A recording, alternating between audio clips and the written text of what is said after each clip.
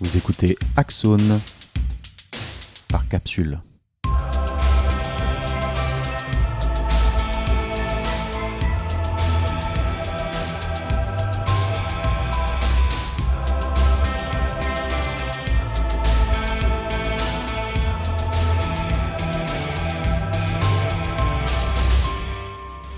Trans, non-binaire, fluidité genrée, tout ceci nous paraît être un phénomène récent. Les choses n'étaient-elles pas plus simples finalement en ces temps d'immémoriaux où les femmes donnaient le sein et les hommes coupaient du bois torse nu dans la forêt ? Parlons histoire du genre avec Sylvie Chaperon qui, vous commencez à en avoir l'habitude, va nous surprendre au fil de notre discussion et rendre évident que ces images qui nous paraissent intemporelles ont en réalité été construites politiquement. Bonne écoute.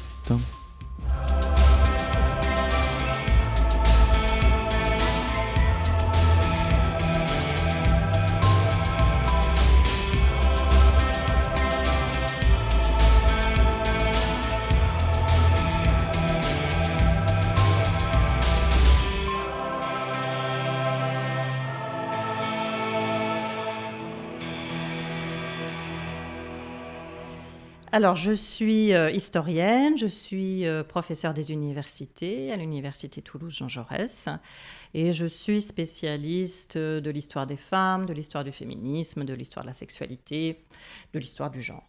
Quelles sont les principales étapes historiques de la construction des rôles de genre tels qu'on les connaît aujourd'hui ?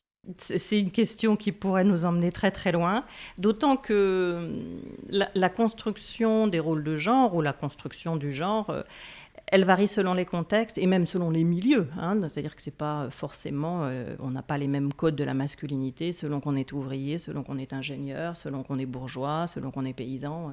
Donc on pourrait remonter très haut et ça ne nous expliquerait pas forcément le présent.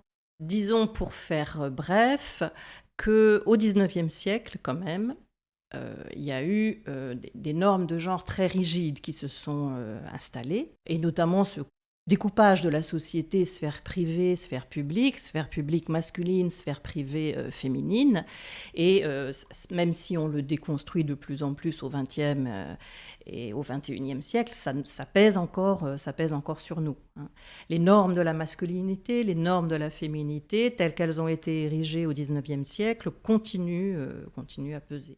Il y a depuis quelques années, peut-être quelques décennies même, ce qu'on appelle l'histoire des masculinités, qui met en exergue la construction des normes de la masculinité, et notamment une chercheuse qui s'appelle Anne Marison, qui a montré dans un ouvrage qui s'appelle « Sois un homme, mon fils », comment les codes de la masculinité changent au tournant du XIXe siècle, au milieu du XIXe siècle, où on abandonne la violence comme exercice légitime de la virilité, notamment les bagarres, les crimes d'honneur vengés dans le sang, les duels, et le masculin devient quelqu'un qui est fort, qui est viril, mais qui contrôle sa violence, qui ne passe pas à l'acte de la violence. Bon, par exemple, ça c'est un tournant récent dont on est encore imbibé, L'homme qui est violent, l'homme qui bat sa femme, l'homme qui viole, il y a une réprobation sociale sur lui,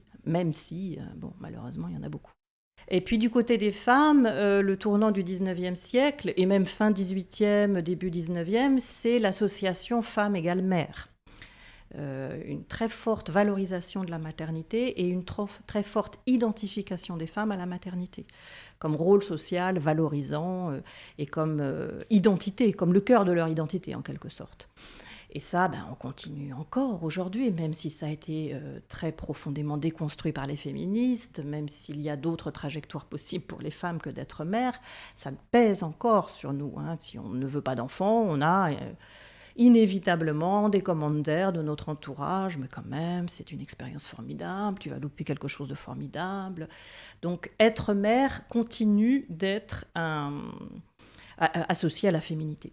D'accord. Et qu'est-ce qui explique ce changement, enfin en tout cas le durcissement des différences entre l'homme et la femme, et surtout ce changement du paradigme de l'homme, ce besoin de la mère, enfin qu'est-ce qui explique ce changement de cap? C'est très difficile, hein, la causalité en histoire, c'est toujours multifactoriel, il y a toujours plein d'explications possibles. Il y a quand même une construction sociale qui se fait au XIXe siècle et vers lesquelles convergent à la fois la religion, à la fois le droit, on pense au Code civil de Napoléon quand même, hein, qui a vraiment considérablement structuré ça et réduit le droit des femmes au sein du mariage, pas tellement à l'extérieur, mais au sein du mariage. On a la construction du capitalisme qui repose quand même sur des rôles genrés assez forts, hein, avec les femmes qui reproduisent la force du travail et les hommes qui apportent le modèle du male breadwinner, hein, c'est celui qui va gagner le salaire pour faire vivre la maisonnée. Les allocations familiales, elles sont basées là-dessus aussi, hein, c'est-à-dire qu'il faut, quand le salaire masculin est trop faible, apporter, l'État contribue en quelque sorte pour maintenir cette structuration du foyer autour de l'homme qui travaille et de la femme qui reste au domicile. Donc on a plein de facteurs comme ça qui jouent et ça se retentit aussi dans les sciences, puisque les sciences vont légitimer en quelque sorte par le recours au savoir médical, au savoir biologique, et vont légitimer cette différence sexuelle qui serait ontologique. Vous avez des médecins comme Roussel qui disent que la femme n'est pas femme seulement par son utérus, mais par toutes ses fibres de son corps, hein, et la différence sexuelle va devenir quelque chose qui traverse tout le corps et toutes les parties du corps, le cerveau, le sang, les humeurs, le squelette, hein, les squelettes sexués apparaissent au début du 19e siècle, etc. etc. Donc il y a voilà, tous ces facteurs qui contribuent à ériger des normes de genre très cloisonnées, très rigides, et qui pèsent encore aujourd'hui, même si elles ont été largement desserrées. Mais donc on peut penser que cette façon de considérer les hommes et les femmes qui est apparue à cette époque-là est une construction politique qui avait pour but de favoriser la production de chair à canon et de chair à produire. Alors on peut le voir comme ça, effectivement. Le discours religieux, il va être un petit peu différent, parce que le discours religieux, il est bien au-delà du capitalisme, hein, et le discours religieux, lui, il établit une hiérarchie homme-femme, hein, très nettement, alors qui s'atténue quand même, parce qu'il y a quelque chose d'assez intéressant au XIXe siècle. Auparavant, la femme, c'était Ève, c'était la pécheresse, c'est-à-dire celle qui avait un contrôle d'elle-même et donc une résistance aux tentations du diable très inférieure à celle des hommes. C'était ça le modèle de la féminité, on va dire, dans la religion. Je vais très vite, hein. Au XIXe siècle se passe quelque chose d'un petit peu différent, parce qu'il y a une déchristianisation après la Révolution française, et puis d'une manière générale dans l'Europe à l'époque. Et du coup, on s'intéresse aux femmes qui s'éloignent de l'Église moins vite que les hommes. Mais il faut dire que, on ne propose pas grand-chose aux femmes à part l'Église, hein, donc cet éloignement, il se fait aussi en fonction des autres opportunités qui s'ouvrent, et il n'y en a pas beaucoup. L'Église va miser sur le féminin et se développe ce qu'on appelle le culte marial, hein, donc le culte de la Vierge Marie, les apparitions de la Vierge, etc.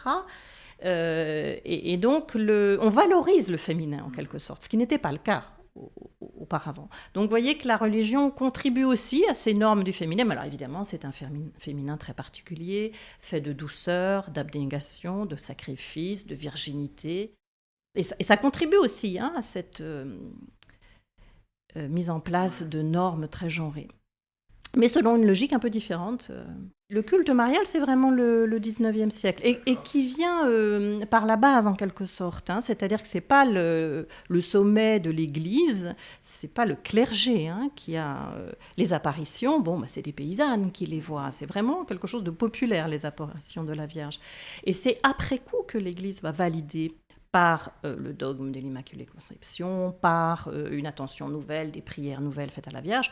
Après, effectivement, la Vierge Marie pouvait être populaire aussi dans des périodes antérieures, mais sans que l'Église ne vienne Entériner ça. Voilà, entériner ça par des dogmes, par des encycliques, par des... Qu'est-ce qu'on peut dire aussi de la relation des hommes avec le maquillage et les bijoux? Parce que dans l'image que nous on a aujourd'hui, on voit quand même à la période avant la Révolution les nobles mais aussi les grands bourgeois qui s'apprêtaient se maquiller, porter des bijoux, des perruques, et qui ont arrêté ça après la Révolution d'une certaine façon, qui ont arrêté ça après la Révolution. Oui, mais là aussi, effectivement, on voit bien que les normes de genre sont très variables dans le temps et que afficher ostensiblement des couleurs vives, chatoyantes, des bas, de la poudre, de riz, des perruques, etc., c'était parfaitement partagé entre les hommes et les femmes de la noblesse, plus que de la bourgeoisie, même si la bourgeoisie peut imiter. Et c'est vraiment l'émergence de la bourgeoisie comme classe sociale, à la fois rivale de la noblesse et du prolétariat, qui va imposer le costume sombre, les couleurs sombres, la sobriété vestimentaire. Et on le voit très bien dans les États du Nord, la Hollande, où la classe bourgeoise a émergé quand même assez fortement avant la France. On voit très bien les portraits qui deviennent beaucoup plus sobres, beaucoup plus sombres. Et tout ceci signifie l'essor du travail, le goût du travail, l'essor des économies, de se faire un matelas d'économie, etc. Et donc la dépense ostentatoire, qui était affichée par la noblesse d'autrefois, devient très critiquée par cette nouvelle classe sociale. D'accord, donc c'est plus la dépense ostentatoire qui est critiquée. Parce que moi, je me disais... Ouais, d'accord, donc ils arrêtent de porter des bijoux et des vêtements flashy, mais ils mettent ça sur leurs femmes. Et ils achètent les plus beaux bijoux pour leurs femmes parce que c'est elles qu'ils utilisent comme... Ah, mais complètement. C'est ça qui se passe, d'accord. Complètement. C'est-à-dire, autant l'homme a son costume 3 pièces noir si possible, autant les toilettes féminines.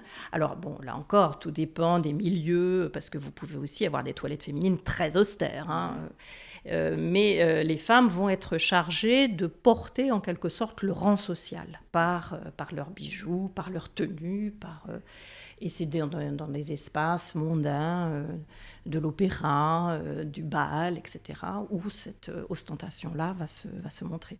Il y a ce sentiment diffus dans la société que la transidentité est une affaire récente. On a demandé à Sylvie Chaperon s'il existait des exemples historiques qui démontraient le contraire. Alors, on a des personnages très célèbres qui pourraient être aujourd'hui qualifiés effectivement de personnes trans, même si le vocabulaire est très récent. Alors moi, je ne vais pas remonter dans un temps très lointain parce que je connais mieux le 19e siècle, mais par exemple dans ce qu'on appelle la psychopathologie sexuelle, qui est toute une science portée par la psychiatrie, par l'aliénisme au 19e siècle, et notamment par Krafft Ebing, ça c'est le grand nom, mais ils sont très nombreux à l'avoir fait, cette science, et il y avait des Français aussi.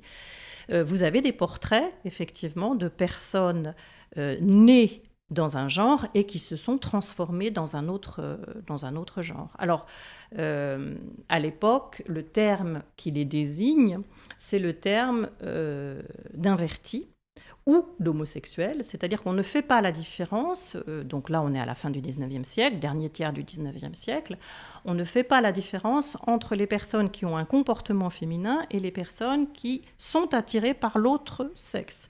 Parce qu'on estime que l'attirance vers l'autre sexe est en soi la preuve qu'on a changé de genre. Donc si on est attiré par des hommes alors qu'on est un homme, c'est qu'on est féminin. Si on est attiré par des femmes alors qu'on est une femme, c'est qu'on est masculine. Et donc en soi, on a déjà une inversion, non pas une inversion d'orientation sexuelle, ça viendra plus au XXe siècle quand on pensera à l'homosexualité, mais une inversion du genre en soi.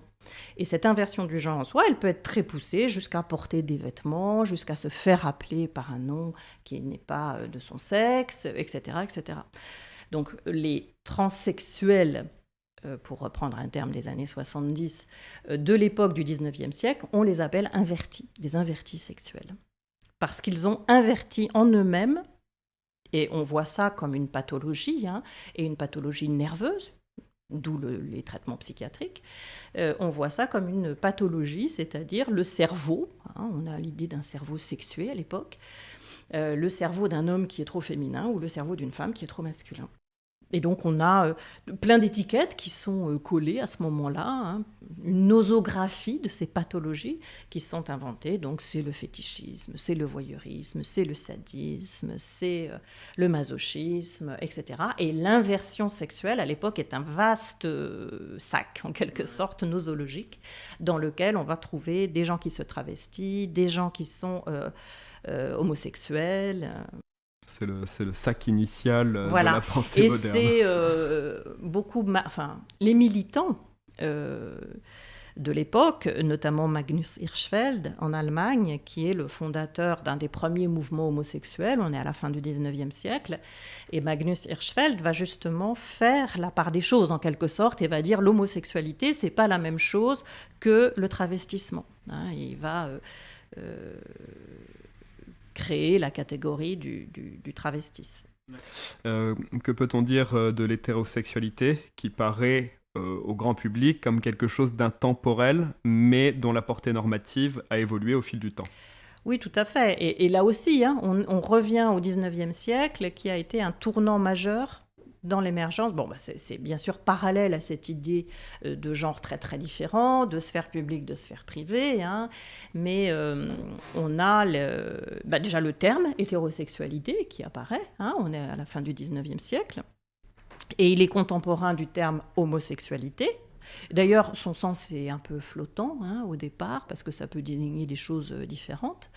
Mais on voit bien que toute cette psychopathologie sexuelle qui apparaît à la fin du 19e siècle, et dont on est les héritiers quand même, puisque tout ce vocabulaire, on continue à l'utiliser, eh bien, toute cette psychopathologie sexuelle, elle dessine en creux la norme. Tout ce qui n'est pas la norme est pathologisé, et à l'inverse, la norme hétérosexuelle est vue comme normale et saine. Donc là, on a un grand moment, si vous voulez, de construction de l'hétérosexualité par les sciences. Mais on peut le regarder aussi en histoire de l'art, où on va avoir des images de couples, ce qui n'était pas si fréquent que ça, où on a des images, là encore, très normées, avec la femme représentée en clair, l'homme en sombre, la femme plus dans un rôle de mère de famille, l'homme dans un rôle plus professionnel, etc. etc. Donc on a des constructions de l'hétérosexuel, dans les romans, évidemment, dans la littérature, qui prend un sens...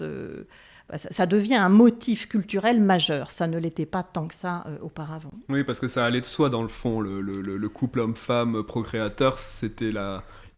On n'avait pas besoin de le définir tant qu'il n'y avait pas de question. C'est à partir du moment où d'autres modèles ont émergé. Oui, encore qu'il y avait une très très grande tolérance de l'adultère. Ce qui va quand même changer à partir du moment où le couple est vu comme devant être amoureux, comme un couple affectif. Et comme un couple soudé sexuellement. Tout ça, c'est l'hétérosexualité. L'hétérosexualité, c'est pas seulement dire que pour faire des enfants, il faut être un couple. L'hétérosexualité, c'est vraiment un modèle conjugal, un modèle de conjugalité. Et ça, c'est assez récent, parce que les mariages arrangés, dans les milieux possédants, évidemment pas partout, les mariages arrangés permettaient énormément de choses à côté, y compris pour les femmes dans les milieux très favorisés.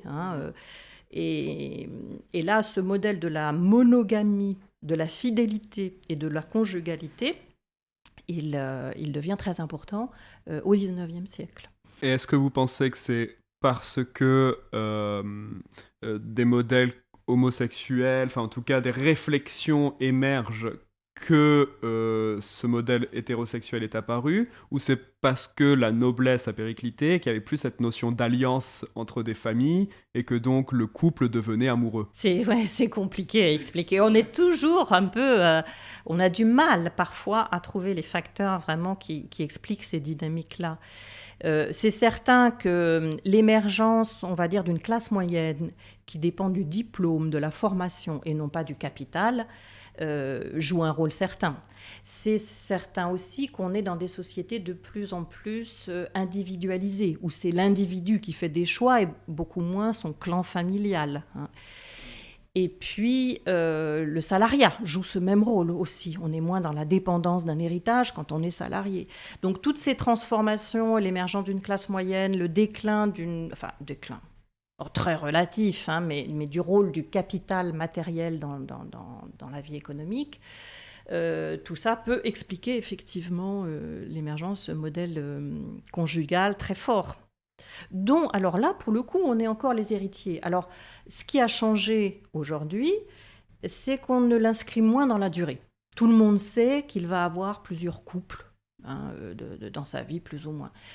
Tandis qu'à l'époque, et jusqu'à l'existence du divorce, il faut rappeler que le divorce, c'est 1884, c'est assez récent quand même, même s'il y a eu un petit épisode au moment de la Révolution française. Tandis qu'avant, on était dans cette idée d'une conjugalité qui se termine par la mort, en fait, puisque le divorce n'était pas possible. Donc, on reste dans cette idée du couple, on va dire, idéal, qui a été forgé à la fin du 19e et début du 20e siècle. C'est un couple qui est à la fois amical, qui est à la fois sexuel, qui est à la fois affectif, qui est à la fois parental. Donc, on fait peser beaucoup de choses sur le couple. Et on le reste aujourd'hui dans cette idée-là, sauf que on fait 2-3 couples dans voire plus, dans son itinéraire amoureux. Et vous me dites que c'est en 1894 qu'est apparu le divorce. 1884. Ah, 84, donc on est sous les débuts de la Troisième République. C'est la loi Naquet qui permet donc c'est le divorce. en rupture avec la... Là, c'est ça, c'est pour rompre avec l'Église. Tout à fait. Il y a un lien évident, absolument. Et c'est un autre modèle conjugal qui est porté, effectivement. Et ça avait existé de façon éphémère au moment de la Révolution française, en 1792, jusqu'au retour des Bourbons en 1816, où on a eu une période où le divorce était possible. Et le divorce, il était même encore plus facile en 1792 qu'il ne le sera en 1884, notamment parce qu'on pouvait divorcer à l'époque pour simple incompatibilité d'humeur. Tandis que la loi Naquet de 1884 ne prévoit que des divorces au tort, c'est-à-dire abandon du domicile conjugal, adultère, violence, etc. Et il faudra attendre 1975 pour qu'on ait l'audace de revenir au divorce de 1792. Donc vous voyez que c'est pas linéaire le mouvement historique. Il y a des brusques, et la Révolution française en est un, il y a des brusques moments révolutionnaires qui permettent de tout remettre à plat, et ça se rigidifie assez vite après, où on revient à des choses beaucoup plus normées. Le fascisme du XXe siècle a-t-il laissé une trace sur nos codes culturels de genre ? Je ne suis pas sûre, parce que notamment le fascisme n'a pas été spécialement inventif en la matière. Finalement, le fascisme a exagéré les codes du masculin et du féminin qui pouvaient exister auparavant. Alors là, je parle de l'Allemagne, je parle de l'Italie, c'est-à-dire cette glorification de l'hypervirilité, alors poussée à un extrême chez les nazis, puisque le contrôle de soi, le contrôle des émotions est poussé à un point extrême, au point que on peut effectivement faire un génocide avec des soldats qui obéissent aux ordres parce que la race est devenue plus importante que l'humanité, tout simplement. Donc, une hyper-virilité qui en vient à dénier tout affect, toute émotion comme étant de l'ordre du féminin. Et puis du côté des femmes, on a cette association des femmes à la maternité. Alors une maternité forte, une maternité... les fascistes et les nazis promeuvent un modèle féminin assez puissant finalement, et avec l'usage du sport, mais c'est quand même dans l'optique de faire des mères saines qui vont porter de nombreux enfants sains. Bon, du côté de modèles plus traditionnels comme l'Espagne de Franco, c'est très appuyé sur la religion, sur le modèle du catholicisme, donc c'est pas très nouveau non plus. Moi je vois ça plus comme des épisodes d'exagération des codes de genre tels qu'ils ont été formés auparavant que comme des innovations. Dans quel contexte politique et social surgit l'invention de la biologie moderne, courant 19e, et quelle trace ce contexte a-t-il laissé sur le paradigme des sciences du vivant ? Alors là, on a vraiment un tournant très important qui a été signifié notamment par l'historien Thomas Laqueur, qui a écrit The Making of the Sex, la fabrique du sexe, ça a été traduit ainsi. C'est-à-dire que à partir de la fin du XVIIIe siècle et début XIXe, et on est un petit peu encore là-dedans quand même aujourd'hui, la science va démontrer à quel point les sexes sont différents. Toutes les sciences du vivant, justement, vont remplir cet agenda, en quelque sorte. Et alors qu'auparavant, on n'insistait pas tant sur les différences, sauf évidemment pour l'appareil reproductif, là, on va insister sur des différences et ça devient presque un discours scientifique en soi, que d'expliquer les différences. Donc c'est le cerveau qui va être différent. Alors un coup c'est le poids, un coup ce sont les circonvolutions, un coup ce sont les hémisphères gauche ou droite. Là aujourd'hui avec les imageries médicales, on nous explique des tas de choses sur la capacité à s'orienter dans l'espace plus forte que les hommes, que les femmes, de par leur cerveau, etc. Ça va être bien sûr sur les muscles, sur la silhouette, sur la morphologie, sur la sérologie. Au départ, on essaye de chercher les différences hommes-femmes dans le sang. On s'en aperçoit qu'il n'y en a pas, donc on laisse tomber cette voie, mais toujours est-il qu'on y est allé. Les hormones, à peine découvertes, les hormones vont être profondément sexuées, au point qu'on parle d'hormones sexuelles mâles et d'hormones sexuelles féminines. Alors que si on regarde en termes de chimie, finalement, il y a peu de différence dans les hormones. Tout va être sexué par la science d'une façon très très forte. Et on est encore un peu dans ce modèle-là, puisqu'on voit régulièrement sortir des articles soi-disant extraordinaires dans les revues Science ou autres, qui vous expliquent qu'on a découvert le gène de ceci, le gène de cela, les différences cérébrales hommes-femmes, ou entre homosexuels et hétérosexuels. C'est-à-dire qu'on est toujours dans cette dynamique d'aller chercher au cœur de l'individu sa raison sexuelle, en quelque sorte. Et ça continue de motiver pas mal de recherches scientifiques. Mais quel est l'agenda derrière ça ? Parce que vous avez parlé d'agenda au 19e. Aujourd'hui, est-ce qu'on peut le dire ? Je ne sais pas, peut-être c'est des motivations idéologiques, mais au 19e, qu'est-ce qui motive tous ces grands scientifiques à adopter un discours ce discours qu'ils ont adopté. Parce que tous ces scientifiques sont quand même des bourgeois, qui ont une femme au foyer, qui s'occupent des enfants tandis qu'eux travaillent. Donc ils sont immergés dans la culture de leur temps qui, en retour, agit sur la façon dont ils vont énoncer des hypothèses, dont ils vont prévoir des protocoles d'expérimentation, etc. Et puis après, il peut y avoir effectivement un agenda plus politique. C'est une lutte contre l'égalité des sexes, clairement. Quand on exclut les femmes de l'enseignement secondaire, jusqu'à la fin du XIXe siècle, on a besoin de le justifier quand même. Alors, on le justifie parce que la vocation des femmes, c'est de s'occuper des enfants et qu'on n'a pas besoin d'avoir une thèse de doctorat pour s'occuper des enfants, encore que ça pourrait se discuter. Ce qu'ils vont expliquer, c'est l'incapacité cérébrale des femmes. C'est-à-dire qu'on vous explique que les femmes ont un cerveau qui ne leur permet pas matériellement d'ingurgiter tant de savoir scientifique. Elles vont avoir des surmenages. Et quand on crée les lycées féminins, donc c'est les lycées créés par la loi de Camille C, 1880, on fait un programme spécifique, allégé en sciences, allégé en mathématiques, en revanche plus riche en histoire, en littérature, en musique, parce qu'on estime que les femmes ont un cerveau différent qui ne va pas pouvoir... Et quand les femmes ne se laissent pas faire, c'est-à-dire que très vite, elles veulent passer le baccalauréat, très vite, elles veulent aller à l'université, il y a des tas de discours en disant « mais non, c'est pas possible, elles vont tomber malades ». Donc il y a dans ces discours scientifiques, il y a un agenda politique qui est de refuser l'égalité des sexes au nom de la nature spécifique des femmes et de la nature spécifique des hommes supérieurs.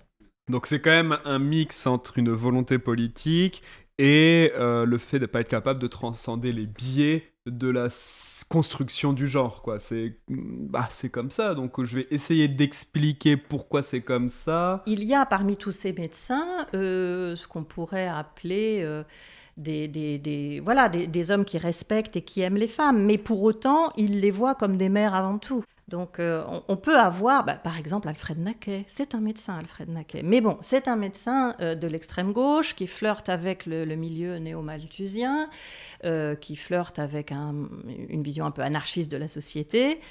Et alors lui, il est favorable à l'égalité des sexes. Bon, lui, c'est un médecin pourtant. Hein, il a cette formation, mais il sait dépasser les biais, comme vous dites, qui identifient le féminin à la faiblesse. Et alors lui, il va se battre pour l'obtention du divorce, mais alors, il propose un nombre de lois, je ne sais plus combien, qui sont retoquées, et il n'y a que quand il va proposer quelque chose de très modéré, finalement, le divorce au tort, que ça va pouvoir passer. Donc il est obligé de transiger avec la majorité politique de l'époque. Parce qu'à cette époque-là, la majorité politique, c'était...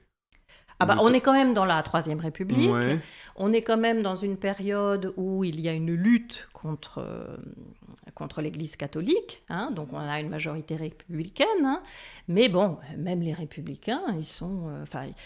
Jules Ferry n'a pas une vision révolutionnaire des femmes. Hein. Jules Ferry ou Camille C, le fondateur des lycées, à la fois c'est un progrès, et d'ailleurs ils disent qu'ils veulent arracher les femmes à l'enseignement obscurantiste de l'Église, puisque effectivement les femmes étaient scolarisées dans des couvents à l'époque. Hein. On parle des femmes des catégories très aisées, qui sont capables de payer un enseignement secondaire.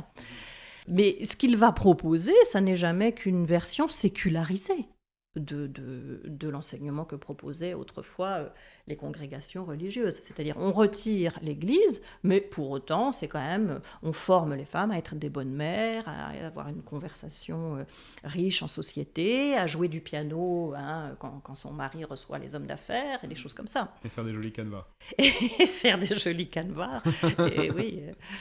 D'accord, très bien. Comment l'histoire de l'art, et plus particulièrement l'histoire des symboles, a-t-elle influencé nos représentations ? Je ne suis effectivement pas historienne de l'art, donc là je m'aventure sur un terrain qui n'est pas le mien, mais c'est vrai qu'on voit s'opérer dans l'art un petit peu la même mutation qui s'opère dans les sciences ou dans la société en général, c'est-à-dire qu'on va représenter les hommes et les femmes avec des attributs différents, avec des couleurs différentes, avec des activités différentes.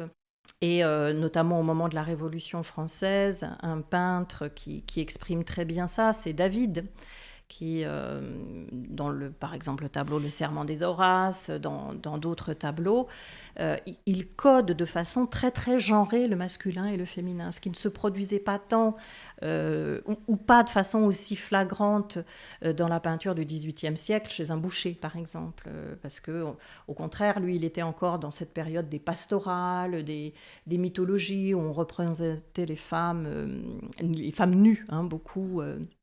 Donc les femmes comme des beautés séduisantes. Hein. Au moment de la Révolution française, dans la peinture classique, il y a au contraire une très grande décence dans la tenue des femmes qui se met en place et qui exprime les valeurs de la bourgeoisie et cette séparation des sphères très forte qui se met en place. Et puis après, on connaît la peinture du 19e siècle, où là aussi, il y a beaucoup de nus féminins, c'est-à-dire que la peinture, elle est pensée quand même pour un public masculin, ce que les théoriciennes du cinéma appellent le male gaze, ce regard masculin qui s'émoustille devant des corps féminins dénudés, et avec les femmes comme objet de séduction, objet d'amour, objet d'érotisme, pas forcément comme des héroïnes combattantes avec une action sociale ou politique importante.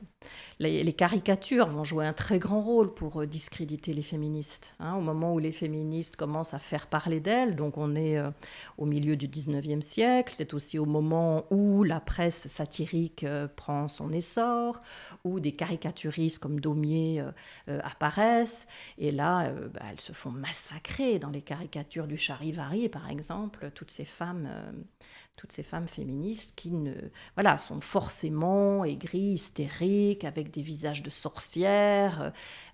C'est des objets de répulsion, tellement elles sont enlaidies par le caricaturiste. D'ailleurs, vous avez parlé de sorcières, c'est un thème qui revient beaucoup à la mode en ce moment.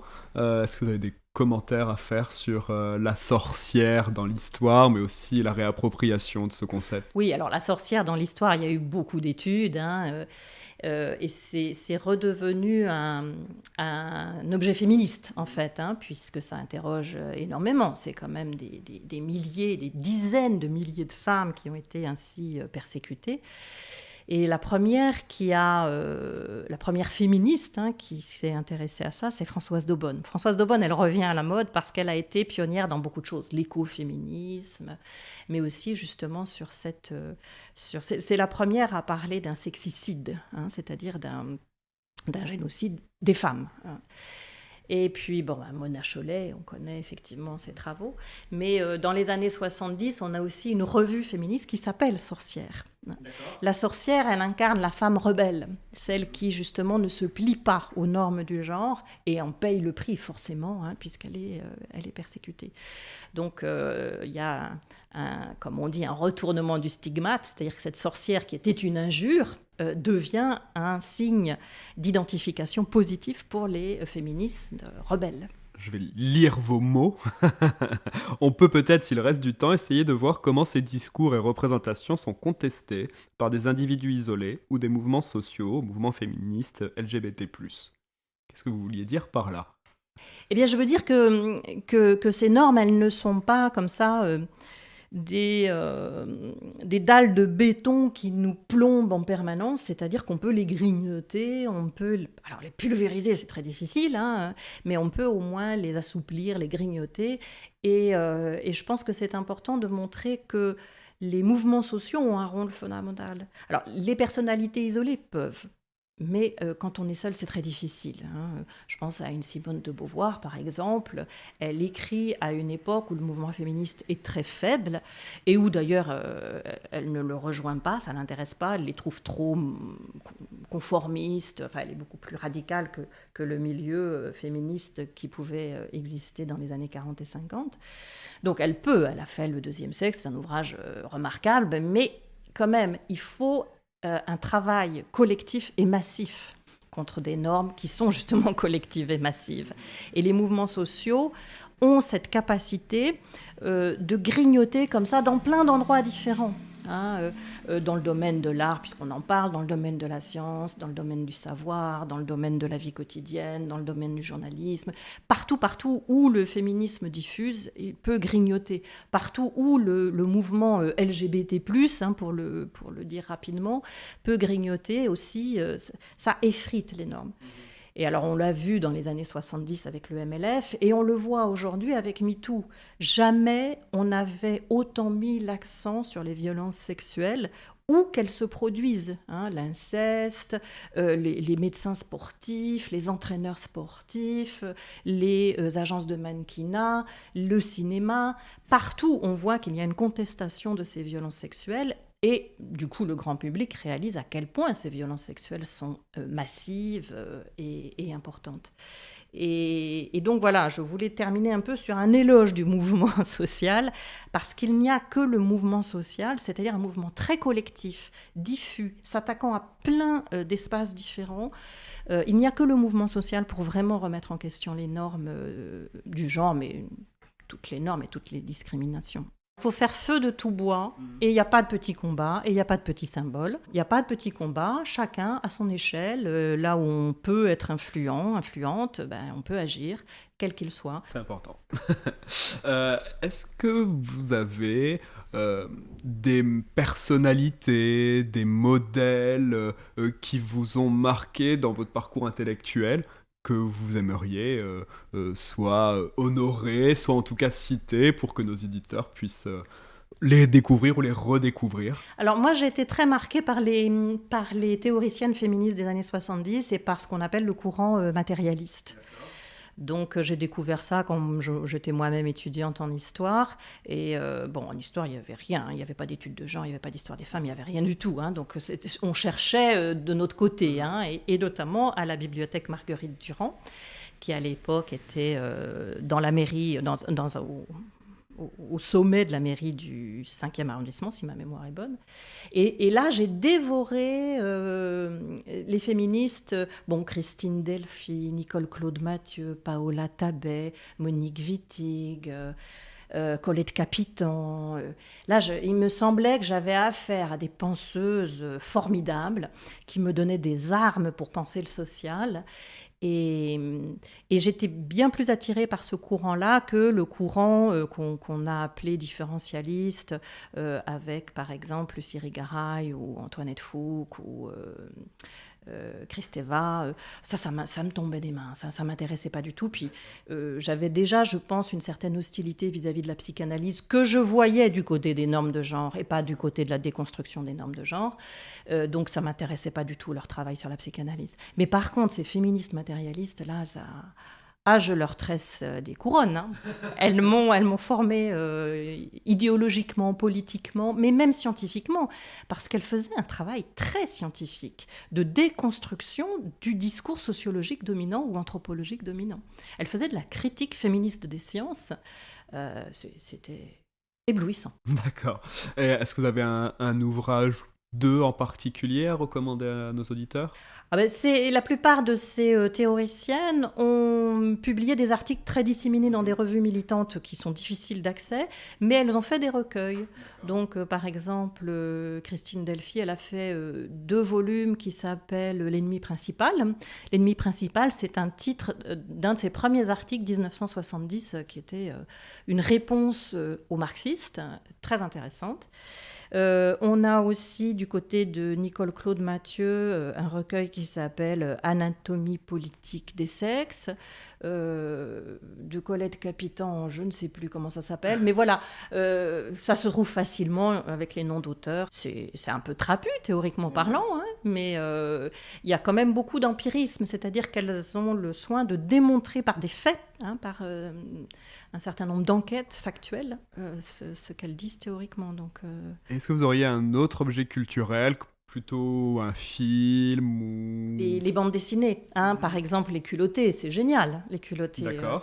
Une bande de dessinée donc, qui met à l'honneur toutes ces femmes, quelle que soit la période, Antiquité, C'est Moyen Âge. Pénélope Bagieux, non? C'est ça. C'est ça, ouais. C'est ça. D'accord. Donc là, on a des bandes dessinées formidables.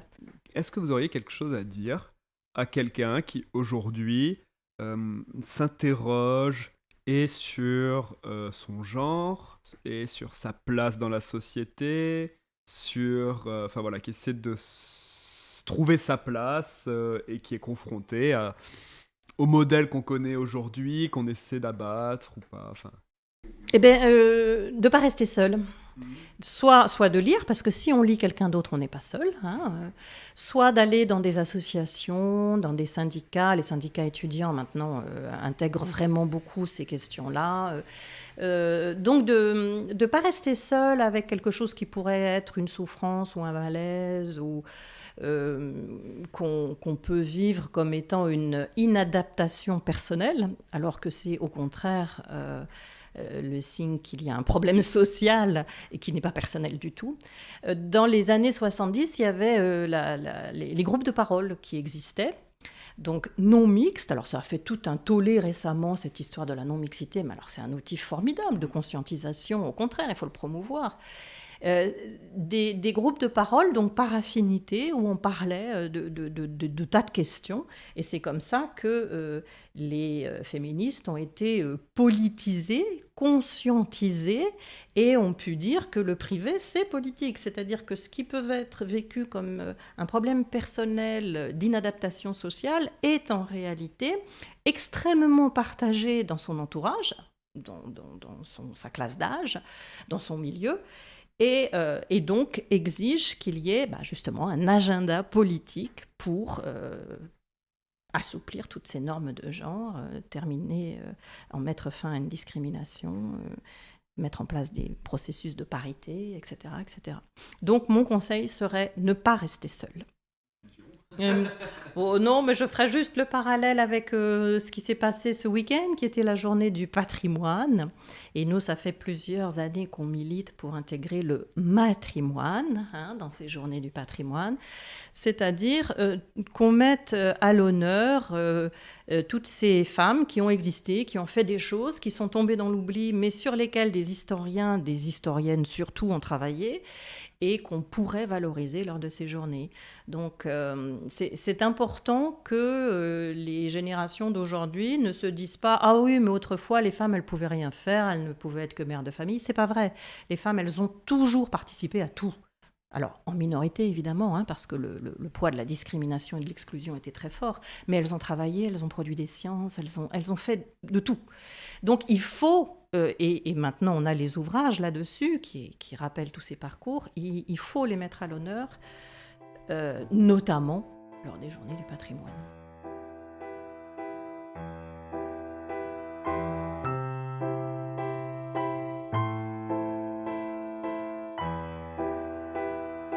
Cet épisode vous a été proposé par Mathieu Blais et Nicolas Chavardès.